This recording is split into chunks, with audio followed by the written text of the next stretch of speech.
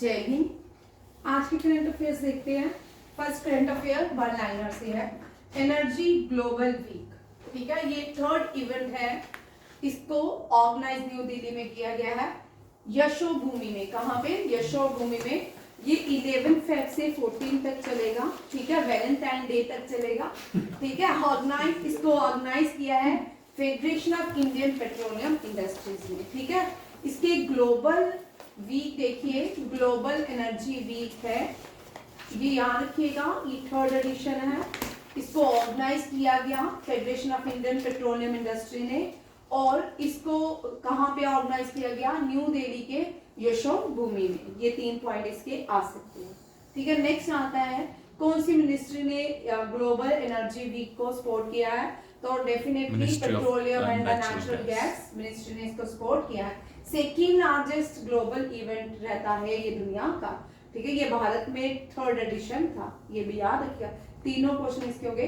Pankaj Advani, very important question, ये भारत के billiards खेलते, क्या खेलते हैं? ये बिलियर्ड्स खेलते हैं, स्नूकर्स खेलते हैं। ठीक है, स्नूकर भी बोल सकता है, बिलियर्ड्स भी बोल सकता है। इन्होंने अपना 36 title, very very important question, most asking रहेगा इस साल का। ठीक है, 36 नेशनल टाइटल जो है पंकज अडवाणी ने जीत लिया है, और ब्रिलियंट परफॉर्मेंस भी दी है। ये 10th मेंस था। ठीक है, 10th मेंस स्नूकर का टाइटल इनका, और brilliant performance defeating Brijesh Damini in the final. ये भी याद देखिए, ये नेशनल है तो भारत में ही ऑर्गेनाइज किया गया। ये वेरी इंपॉर्टेंट। पंकज अडवाणी जो है ये भारत के क्या है? Snooker player. हाँ, स्नूकर प्लेयर, और ये मोस्ट वो है,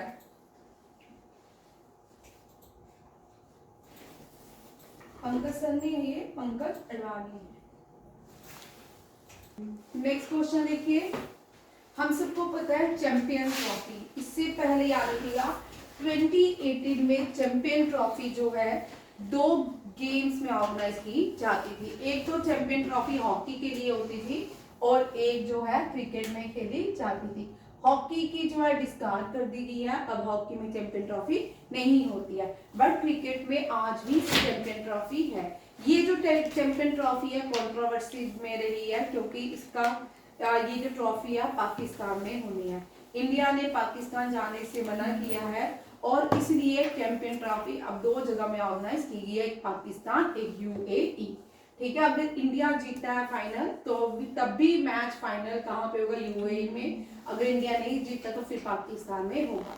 और चैंपियन ट्रॉफी का जो सॉन्ग है, ऑफिशियल सॉन्ग रिलीज की आतिफ असलम ने गाया है, जीतो बाजी, और प्रोड्यूस किया अब्दुल्ला सिद्दीकी ने। और चैंपियन ट्रॉफी 2 प्लेसेस में होगी। ठीक है, कहाँ पे? India and UAE. और रिसेंटली इंडिया ने इन जो लोगो लगना था वो भी इन्होंने अपनी यूनिफॉर्म में नहीं लगाया चैंपियन ट्रॉफी का।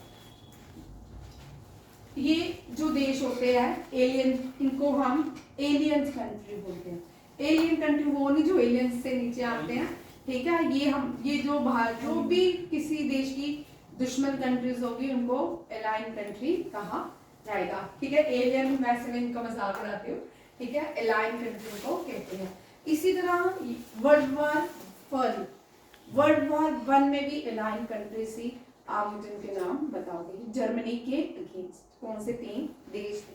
ठीक है, वर्ल्ड वॉर 1 जो थी जर्मनी ने स्टार्ट की थी, बाद में सबसे ज्यादा जो नुकसान भी हुआ था जर्मनी को ही हुआ था। इंडियन बॉक्सर है, वेरी इंपॉर्टेंट है। ठीक है, लवलीना बोर्गेन। अब याद रखिएगा ये 38 नेशनल गेम है। अब टेबल हमेशा बनाइए 36, 37 एंड 38। ठीक है, 36 जो है गुजरात में हुई थी। कहाँ हुई थी? गुजरात में। 37 गोवा में, और 38 उत्तराखंड में चल रही है। ठीक है, टेबल नेशनल गेम से क्वेश्चन जरूर रहता है, और इसका टेबल हमेशा जब भी कोई इस तरह की इवेंट्स आए ना जरूर करना चाहिए, लिखना चाहिए। इनकी टेबल जरूर आपको बार बार रिपीट होने से आपको याद है। कभी भी एग्जाम में आपको फर्स्ट नेशनल इवेंट्स का नेशनल गेम्स कहाँ पे हुई? ठीक है, आप 38 कहाँ पे हुई? 37 का लोगो पूछ सकते हैं, 38 का पूछ सकते हैं, 38 और 39 जो होगी ये नॉर्थ ईस्ट में निपुर में होगी। ठीक है, 39th भी आ गई, चेक कर लेना, मणिपुरी ही है। अब देखो लवलीना बोरगोहेन, वेरी इंपॉर्टेंट, इनका आपको याद रखना टोक्यो ओलंपिक्स, ठीक है। टोक्यो ओलंपिक्स में ये क्या खेलती हैं, बॉक्सर है, क्या है, बॉक्सर। सबसे पहले आपको याद रखना है ये बॉक्सर है, टोक्यो ओलंपिक्स में सिल्वर लाई थी and she become the second Indian, और ये क्या बन जाती है, second Indian female to get bronze medal in boxer ही है ना, ठीक है। और she the first from Assam to get Olympics medal, ठीक है, ये भी आ गया। और ये असम की ब्रांड एम्बेसडर भी बन चुकी है, ठीक है, ये भी आप रखिएगा। ये नॉर्थ ईस्ट से आती है, मैरी कॉम जो है वो भी नॉर्थ ईस्ट से आती है, और लवलीना बोरगोहेन भी नॉर्थ ईस्ट से आती है। इन्होंने 38 में 75 kg कैटेगरी, अब जो बॉक्सिंग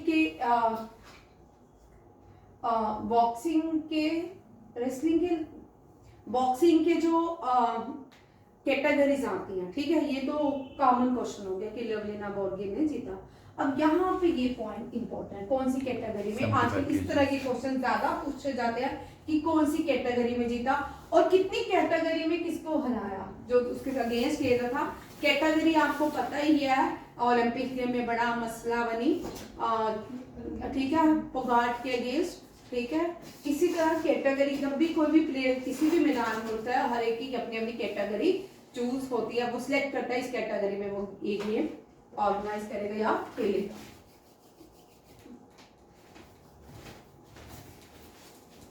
इंडिया इतना बड़ा देश है, ओलंपिक्स में कुछ खास मेडल ले, पॉज करना है। नेक्स्ट क्वेश्चन देखिए, कुछ अपॉइंटमेंट्स हैं जो अभी हमने की नहीं थी, ठीक है, इनमें कोई ज्यादातर याद रखना वाली है, इनमें कोई डिस्कशन वाले क्वेश्चन नहीं होते, आपको सारी ही याद रखनी है, ठीक है। आईपीएस सागर सिंह कलसी, इनको पेट्रोलियम एंड नेचुरल गैस का डायरेक्टर बनाया गया है। मोनिका रानी को जस्टिस डिपार्टमेंट का डायरेक्टर बनाया गया है। आईपीएस, ये फिर से आगे नेक्स्ट देखो, Coal India Limited receive the golden peacock award, very important. ये गोल्डन पीकॉक अवार्ड जो होते हैं इनको कौन देता है, आप मुझे कल बताऊंगी, ठीक है। अभी ये क्वेश्चन रिटेन में भी करना है, ठीक है। कोल इंडिया लिमिटेड ने गोल्डन पीकॉक अवार्ड जो है जीता है।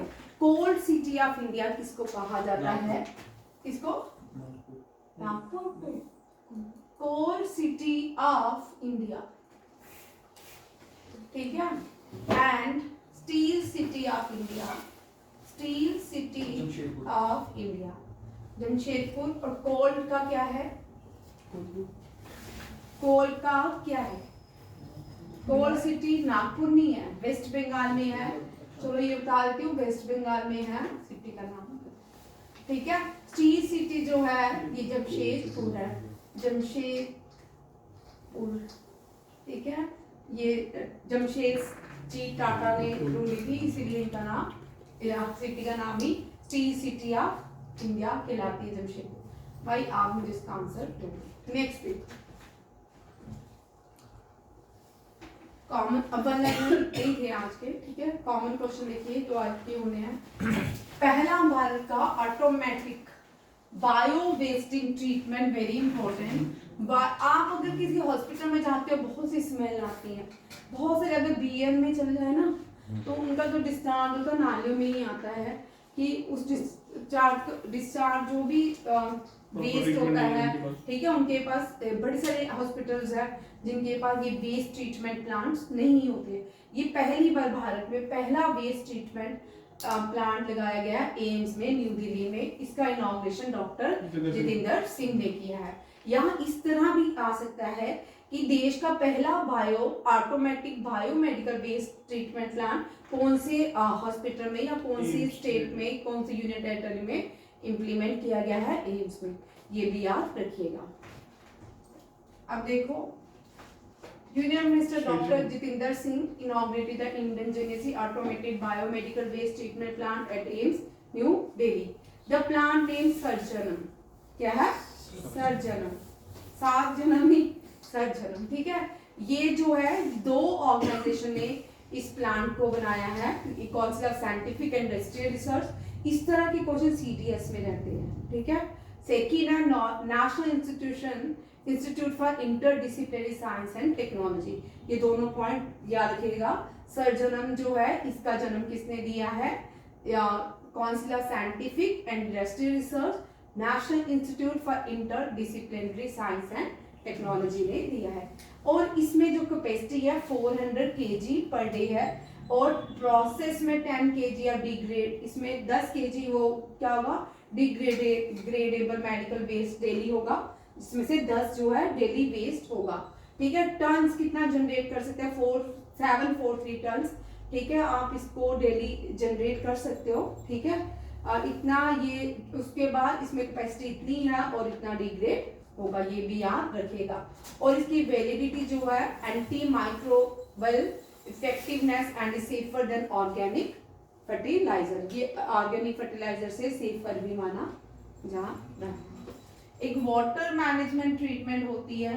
वाटर मैनेजमेंट ट्रीटमेंट आपने स्कूल में 7th-8th क्लास में पढ़ा होगा, एनसीईआरटी में, ठीक है। उसमें क्या होता है कि पानी जो नालियों का घन सा, पहले उसको एक ट्रीटमेंट दी जाती है, उसको 5-7 जगहों से अलग अलग ट्रीटमेंट दी जाती है, बाद में जितना भी वेस्ट हो नीचे बैठ जाता है और ऊपर साफ पानी आ जाता है, ठीक है। नेक्स्ट क्वेश्चन है, what is the theme of 3rd edition of Kashi Tamil Sangam. ये बड़ा इंपॉर्टेंट है, ये लास्ट ईयर से हम 2 साल, ये 3rd एडिशन है, 2 साल से कर रहे हैं। इसका inauguration prime minister Narendra Modi ने किया था, और इसको इसलिए प्रमोट किया गया ताकि तमिल और नॉर्थ इंडिया जो है, क्या लिखा है, काशी और तमिल संगमम जो है, इनका कनेक्टिविटी हो, ठीक है। और इस ये जो है ऋषि है अगस्त्य, सेगा अगस्त्य, ठीक है। इनको अगस्त्य भी बोलते हैं, बड़े सारे नाम को उनको अलग अलग नाम से बुलाया जाता है। पहले सेगा अगस्त्य देखते हैं, ये फाउंडर हैं संगम लिटरेचर के, इनको फादर भी बोला जाता है, फाउंडर ऑफ संगम लिटरेचर, ये फादर ऑफ संगम लिटरेचर भी इनको कहा जाता है, फादर ऑफ संगम लिटरेचर। फिर ये जो है संगम लिटरेचर जो है 473 लोगों ने लिखा है, चेक कर लेना, मुझे एग्जैक्ट याद नहीं थे, 400 कुछ लोग हैं जिन्होंने संगम लिटरेचर को लिखा है। चोलास, चेयास, ये सारे लोग संगम लिटरेचर में ही आते हैं। चलो देखते हैं सगा के बारे में। अगस्त्य जो है, आतुरा मैनी संस्कृत टेक्स्ट भी है, अगस्त्य गीता वरा पुराना में देखने को मिलती है, अगस्त्य संहिता जो है सिकंद पुराण में, और देविका निर्णाया तंत्रा टेक्स्ट भी अगस्त्य मुनि ने ही लिखे हैं। अगस्त्य ये साइंटिस्ट माने जाते हैं, ये साइंटिस्ट है, ये जो ऋषि होते थे भारत में, ये साइंटिस्ट होते थे। इनकी एक स्टोरी आपने सुनी होगी, विंध्या के पहाड़, जैसे पुराणों के अकॉर्डिंग लोग बोलते हैं, जो विंध्या था ना पहाड़ था, ठीक है, उसको किसी ने कहा हिमालय बहुत ऊंचा हो गया है, उसको हुआ कि मैं भी आप क्या करूं, उसको जैसी स्टोरी से सुनाई जाती है, पुराने लोग सुनाते थे। नॉर्थ इंडिया और साउथ इंडिया को जोड़ने वाला यही पहाड़ है, कौन सा, विंध्या के पहाड़, ठीक है, विंध्यास के पहाड़ है, ठीक है। ये जो विंध्यास के पहाड़, अगर ये ना होते, अगर ये ऊंचा हो जाता, तो हम कभी नॉर्थ इंडिया से संपर्क ही नहीं कर पाते। सोचो, अगर विंध्या का पहाड़ ऊंचा हो जाता है, पुराणों के अकॉर्डिंग स्टोरी है, मैंने नहीं बनाई, ठीक है, इसकी मान्यता है कि किसी ने अगस्त्य मुनि को बोला विंध्या क्या कर रहा है, अपनी ऊंचाई बढ़ा रहा है। तो थोड़े दिनों के बाद अगस्त्य मुनि क्या करते हैं, अपनी वाइफ को उठाते ले चलते हैं, बोलते चलो विंध्या से, मतलब अब अगर मैं ये विंध्या ऊंचा हो गया तो नॉर्थ इंडिया और साउथ इंडिया पूरा ही कट जाएगा। वहां जाते हैं तो विंध्या उनको प्रणाम करता है, तो गुरु होता है, गुरु ने क्या किया, उन्होंने प्रणाम किया, तो उन्होंने उसको कोई आंसर नहीं दिया। उसने जब तक पहले शिष्य प्रणाम का गुरु रिप्लाई नहीं करता था, तो वो अपना सर नहीं ऊपर करता था। उसने बोला कि आपने मुझे आशीर्वाद नहीं दिया, तो उसने बोला जब मैं वापिस आऊंगा ना तब तो मुझे दूंगा। तो वो जो अगस्त्य मुनि थे इतने इंटेलिजेंट थे कि वो ऐसे ही रहा ना, उसकी ऊंचाई बढ़ी विंध्या के पहाड़ों की, वो जैसे थे वैसे ही उन्होंने बोला जब मैं वापिस आऊंगा तुझे तब आशीर्वाद दूंगा, तो ऊंचा हो जाना। वो कभी उस रास्ते से वापिस नहीं आए। माना जाता है, स्टोरी है अगस्त्य मुनि की कि वो कभी भी विंध्या के पहाड़ों से वापिस नहीं आए और विंध्या के जो पहाड़ थे उनकी ऊंचाई कभी भी ऊपर नहीं हुई। वो आज भी प्लेट्यू थे, तब भी प्लेट्यू ही थे। ये सेंट्रल इंडिया में आता है, प्लेट्यूज कहलाते हैं। ठीक है, ये बड़ी स्टोरी है बिल्कुल सही है। नर्मदा भी यहीं से, ताप्ती भी यहीं से बहती है। नर्मदा जो है वो जब अर्थ एवोल्यूशन हुआ, लैंड मास बने अलग अलग, नर्मदा उल्टी बहने लगी थी। ठीक है, प्लेट टेक्टोनिक की वजह से नर्मदा उल्टी बहती है, ताप्ती सीधी बहती है। क्लास के बाद इसकी स्टोरी सुनाऊंगी नर्मदा और ताप्ती की, पुराणों के अकॉर्डिंग। ठीक है, इसके अब देखो सिद्धा अगस्त्य जो है ये तमिल संगम के क्या है, फादर थे। और इन्होंने 3 किंगडम, चेरा, चोलास और पांड्या जो है इनको फॉलो करते थे। ये भी याद रखिएगा। ठीक है, ये हम तमिलनाडु सारा पढ़ चुके हैं। और तमिलनाडु जो है उसकी हाईएस्ट पीक कौन सी है विक्रम? हाँ, तमिलनाडु की हाईएस्ट पीक। तमिलनाडु जब भी करना है ना, पहले तो आपको पता होना चाहिए इसके, चलो हाईएस्ट पीक देखने बैठ जाओगे अब। फिर क्लासिकल डांस, ठीक है, न्यूक्लियर पावर प्लांट, 3-4 क्वेश्चन इसके, ठीक है, बड़े इंपॉर्टेंट है। और नेशनल पार्क, और नीचे कौन सा, इंडिया का यूनियन मेन पॉइंट। ठीक है, दोदा बेटा है ना, दो जिंदागढ़ है कि दोदा बेटा? ठीक है, हाईएस्ट पीक जो है दोदा बेटा है। ठीक है, दूधा बेटा है। ठीक है, दूधा बेटा। ठीक है, क्लासिकल डांस नीचे भारत है, तो मैंने आपको बड़ी बार इसकी वो बताई है, भारत नाट्यम। ठीक है, ये भी। न्यूक्लियर पावर प्लांट 2 है, कुंदम कुल्लम और कल्पाकम। कुंदम कुल्लम जो है, कुंदम लार्जेस्ट है भारत का, एंड कल्पाकम ये जो है कंस्ट्रक्शन कल्पाकम। ठीक है, नेशनल पार्क कौन सा है? गल्फा मीनार, ये गल्फा मीनार। और पहला बायोस्फीयर रिजर्व जो है वो भी first biosphere reserve, Nilgiri biosphere reserve. कौन सा है? Nilgiri biosphere reserve. ये यूनेस्को वर्ल्ड हेरिटेज साइट भी है। ठीक है, और एंड वाला पॉइंट कौन सा है? कन्याकुमारी। और यहाँ पे हमारे 11th president born, 11th Bharat के प्रेसिडेंट यहाँ बॉर्न हुए थे तमिलनाडु के रामेश्वरम में। ये भी क्वेश्चन आता है। ठीक है, इनका नाम है APJ अब्दुल कलाम। ठीक है, और यहाँ पे कन्याकुमारी में स्वामी विवेकानंद रॉक, ये भी याद रखिए, Swami Vivekananda rock end point of the Bharat, Swami Vivekananda rock. यहाँ पे 3 समुद्र मिलते हैं, Arabian Sea, Bay of Bengal, Indian Ocean को आके मिलते हैं। ये वाला इतना सारा ये बेसिक जो चीजें है ना, ये हमेशा याद रखिए। ठीक है, तमिलनाडु की जो कैपिटल है दैट इज ए मद्रास नहीं है, दैट इज ए चेन्नई। ठीक है, ये सारा हम टेबल बना के इसको हमेशा याद करो। ये कॉमन क्वेश्चंस हैं जिनको आप जो क्वेश्चंस एग्जाम में पूछ सकते हैं। तमिलनाडु में ओल्डेस्ट ग्रैंड जो लैंडमार्क है उसको गोंडवाना लैंड कहा जाता है। ये जब सारे लैंडमार्क्स एक ही था तब भी ये भारत का पार्ट हुआ करता था। ठीक है, ये ओल्डेस्ट गोंडवाना लैंड भी है। चेरास पांड्यास याद रखिएगा, याद किया किसने? चेरास, चोलास और पांड्यास। अब यहाँ पे देखो 3 जो इंपॉर्टेंट जो क्वेश्चन है, अभी पहले उसका फिर मैं करती हूँ। ठीक है, 3 जो इंपॉर्टेंट क्वेश्चन है, ये भी चेरास पांड्यास की भी यहाँ देख लो भाई। ग्रुप ऑफ मॉन्यूमेंट महाबलीपुरम, इसको ग्रुप ऑफ 7 पगोड़ा भी कहते हैं। ठीक है, 7 pagodas. ये महाबलीपुरम को 7 पगोडास भी कहते हैं। ठीक है, ग्रेट चोला टेम्पल्स, ये भी कहाँ पे है? तमिलनाडु में। नीलगिरी माउंटेन रेलवे, ये तीनों ही क्या है? UNESCO world heritage site of India. तीनों याद रखिएगा, तीनों से ही क्वेश्चन ये मॉन्यूमेंट्स में आते हैं। ठीक है, चोला, ये महाबलीपुरम किसने, बड़ी बार हम पढ़ चुके हैं किसने बनाया। उसके बाद चोलास, ठीक है, ये सारा भी विजयनगर एम्पायर ने बनाया था। नेक्स्ट देखिए, अब ये काशी जो है संगम, इसको देखो, थर्ड काशी तमिल संगम 15 फेब से स्टार्ट होगा, ठीक है। सेगा अगस्त्या इसका थीम रहेगा, और इसमें जो लोग महाकुंभ से होके आया है, राम मंदिर और महाकुंभ को, उनके एक्सपीरियंस को यहाँ पे शेयर किया जाएगा। और एक मैराथन होगा, जैसे हम मैराथन करते हैं, यहाँ पे वॉकेथन होगा। यहाँ पे क्या होगा? वॉकेथन। लोग ड्रेसेस लाइक अगस्त्या मुनि जैसे क्लोथिंग पहनेंगे, और एक ये जो वॉकेथन है, इसको कौन ऑर्गेनाइज किया? Central institute of classical Tamil and Sastra dean, ठीक है, डीन यूनिवर्सिटी है, that is Sastra dean.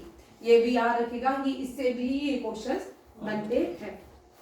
Next question देखिए, ये बड़ा इंपॉर्टेंट है आज का क्वेश्चन। एक ये इंपॉर्टेंट जो है, थोड़ा पॉज कर दे। ये आज ये डिस्कस करूंगी, प्राइम मिनिस्टर ने क्या क्या कहा, क्या क्या किया, कहाँ पे, फ्रांस में जाके, और प्राइम मिनिस्टर ने ट्रिब्यूट किस किन को दिया है। Very important question. चलिए नेक्स्ट क्वेश्चन देखिए, यहाँ पे नेक्स्ट क्वेश्चन है, इसे सुन लो। प्राइम मिनिस्टर फॉरेन गए हैं, पहले फ्रांस, आज वो उन्होंने यूएसए में विजिट किया है, ठीक है। फ्रांस में विजिट कहाँ कहाँ किया है? पहला क्वेश्चन देखिए, ये जो रिएक्टर है ये न्यूज में है, ठीक है। ये रिएक्टर का नाम है इंटरनेशनल थर्मोन्यूक्लियर एक्सपेरिमेंटल रिएक्टर। ये दुनिया का सबसे बड़ा अंडर कंस्ट्रक्शन क्या है? रिएक्टर। याद रखिएगा, ये सबसे बड़ा दुनिया का बन जाएगा। इससे पहले जो है वो जापान का कावासाकियो है, ठीक है, ये याद रखिएगा। ये कहाँ पे है? ये फ्रांस के कैडरेट में है। कहाँ पे है? फ्रांस के कैडरेट में। टोक्यो में दुनिया का सबसे है, कजान रशिया है, ठीक है, बीजिंग चाइना, यहाँ भी न्यूक्लियर रिएक्टर मिलते हैं।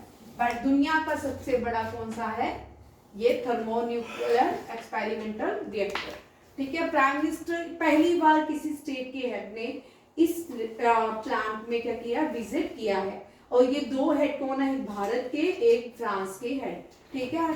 भारत के नरेंद्र मोदी एंड एमेन्युअल मैक्रोन ने विजिट किया है, ये भी याद रखिए। एमेन्युअल मैक्रोन G4 के भी SCO United Nation Security Council Organisation के भी मेंबर है, G7 के भी मेंबर हैं, G20 के भी मेंबर हैं। ये याद रखिएगा तीनों चीजें, ठीक है। इसके बाद इनका वेलकम किया डायरेक्टर जनरल ने, इसके ITER ने पहली बार विजिट किया। ये पॉइंट मैंने आपको करवा दिया। इंडिया एमंग 7 देश इसके मेंबर हैं, याद रखिएगा। ITER के कितने लोग, कितनी कंट्रीज मेंबर हैं? 7 लोग हैं। इसमें भारत के 200 इंडियन साइंटिस्ट काम करते हैं। कितने?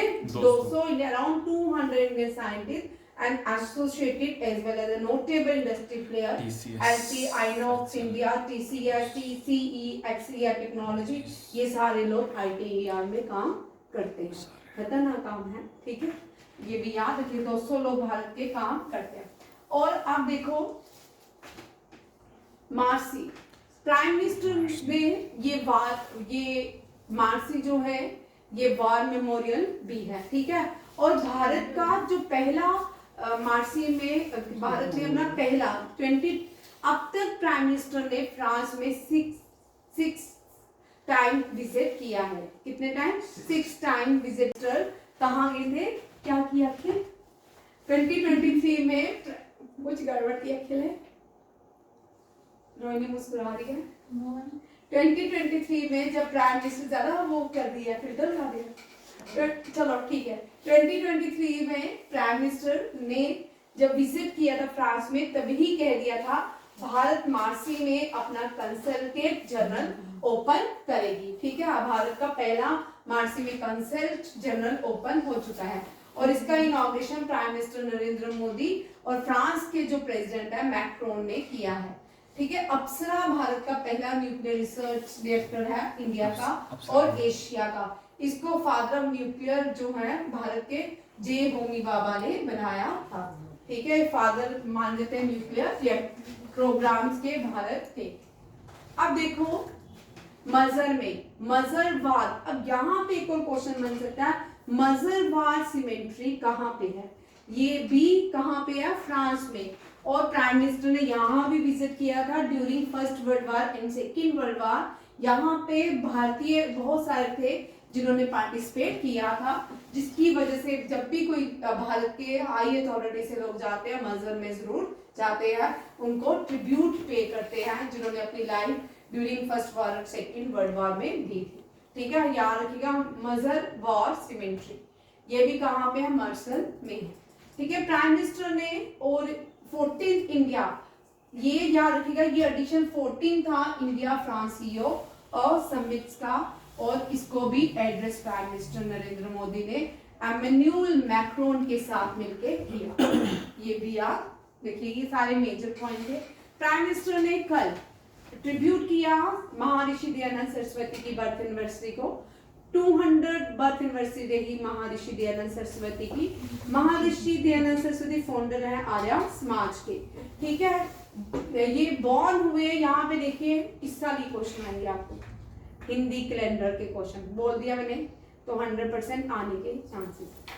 ठीक है, पूर्णिमा फाल्गुन, फाल्गुन की पूर्णिमा में महर्षि दयानंद बॉर्न हुए थे। रामचंद्र जी चैत्र मंथ में बॉर्न हुए थे। गुरु नानक देव जी कार्तिक मंथ में बॉर्न हुए थे। तीनों क्वेश्चन याद रखिएगा।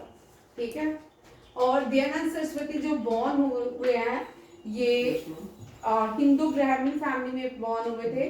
तनकारा काथेवाड़ा, काथेवाड़ा गुजरात में है। ठीक है, आर्य समाज के फाउंडर हैं। सत्यार्थ प्रकाश की बुक भी इन्होंने लिखी है। He was the first to use Swaraj for Indians. ठीक है, और ये इनको एक नाम दिया गया है मार्टिन लूथर ऑफ इंडिया, और इनका एक फेमस स्लोगन है बैक टू वेदास। ठीक है, पहला DAV स्कूल लाहौर में खोला गया था। ठीक है, दयानंद एंग्लो वैदिक स्कूल, और इसका हेडक्वार्टर जो है आर्य समाज का, ये कहाँ पे था? मुंबई में। ये भी याद रखिएगा। नेक्स्ट आता है इनका गुरु रवि, संत गुरु रविदास को भी प्राइम मिनिस्टर ने ट्रिब्यूट किया है। ठीक है, अब यहाँ देखो हिंदू मंथ, हिंदू कैलेंडर का फर्स्ट जो मंथ है, हम जो पूरी दुनिया में करते हैं जॉर्जियन कैलेंडर को अडॉप्ट किया हुआ पूरी दुनिया ने। ठीक है, हिंदू जो फर्स्ट हिंदू मंथ 10 होते थे। ठीक है, Chaitra first month of Hindu calendar, last is Phalgun, आया फाल्गुन होली होती है। ठीक है, याद रखिएगा। चैत्रा, विशाख, जेशा।